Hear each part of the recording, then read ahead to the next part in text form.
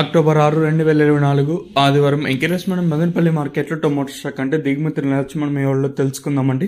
నేనుతో పోల్చుకుంటే దిగుమతి తగ్గిందా పెరిగిందా వేటని ఈ వాళ్ళు మాట్లాడుకుందామండి. మాట్లాడుకునే ముందు ఒక లైక్ ఒక సబ్స్క్రైబ్ మాత్రం మర్చిపోద్దండి. మీరు సుత్తి సోదలా భావించదండి ప్లీజ్ దయచేసి.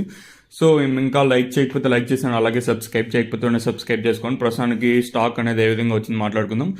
ఎప్పుడో ఒకటి గుర్తుపెట్టుకోండి, నేను చెప్తేనే సబ్స్క్రైబ్ చేయాలి, అలాగే నేను చెప్తేనే లైక్ చేయాలని రూల్ ఏం లేదు. మీకు కూడా కుడి చేతి పక్కనే సబ్స్క్రైబ్ బటన్, అలాగే ఎడం చేతి పక్కన లైక్ బటన్ అయితే ఉండే. సో సబ్స్క్రైబ్ చేయడం మర్చిపోద్దండి, అలాగే లైక్ చేయడం మాత్రం మర్చిపోతండి.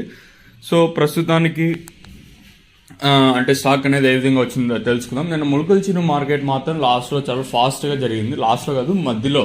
ఇప్పుడు స్టార్టింగ్లో కొంచెం మరి ఇటుగా జరిగిన, మిడిల్ లేక్ వచ్చేసరికి వేలంపాట్లో ములకల చిరు చాలా ఫాస్ట్గా జరిగింది. సో 1700 దాకా అయితే సూపర్ టాప్ అయితే వెళ్ళిందండి ములకల చిరు మార్కెట్ వచ్చేసి. పర్వాలేదు, అంటే మంచి క్వాలిటీ కూడా ఉంటుంది కాబట్టి నేనైతే మార్కెట్ చాలా ఫాస్ట్గా జరిగింది ములకల చిరు మాత్రం. సో ఇంకా మన మదనపల్లి మార్కెట్ విషయానికి వచ్చినట్టయితే దిగుమతులు అయితే పెద్దగా మార్పు అయితే లేదు. ఇప్పుడు చోటని చెవిలో శంఖం ఊతే ఎలా ఉంటుంది. సో చెప్పిండే స్టోరీనే ఇప్పుడు కూడా చెప్తాను, ఎందుకంటే పెద్దగా మార్పు అయితే లేదు. సేమ్ నేను వచ్చినట్లే తక్కువగానే దిగుమతులు అయితే వచ్చాయి, పెద్దగా ఎక్కడ మార్పు అయితే లేదు. మనం టీవీఎస్ మండీలని మొత్తం మాట్లాడుకున్నా కూడా ఇంచుమించు సేమ్ నేను వచ్చినట్లే దిగుమతులు తక్కువగానే వచ్చాయి. అలాగే జీపీఆర్ మండీ, భాగ్యలక్ష్మి మండీలని మొత్తం మాట్లాడుకున్నా కూడా పెద్దగా ఎవరికి అంటే సేమ్ నిన్న ఎలాగ వచ్చిందో ఈరోజు కూడా అదే విధంగా దిగుమతులు అయితే వచ్చాయి.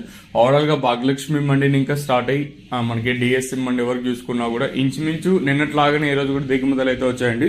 నిన్నట్లాగంటే తక్కువగానే దిగుమతులు అయితే వచ్చాయి. మరి చూద్దాము ఈ ధరలు అనేది ఏ విధంగా వెళ్తాయి చూడాలి. సో సబ్స్క్రైబ్ చేయడం మర్చిపోద్దండి, అలాగే లైక్ చేయడం మాత్రం మర్చిపోద్దండి. మీ సపోర్ట్ కోసం మన ఛానల్ ఎప్పుడు ఎదురు చూస్తూనే ఉంటుంది.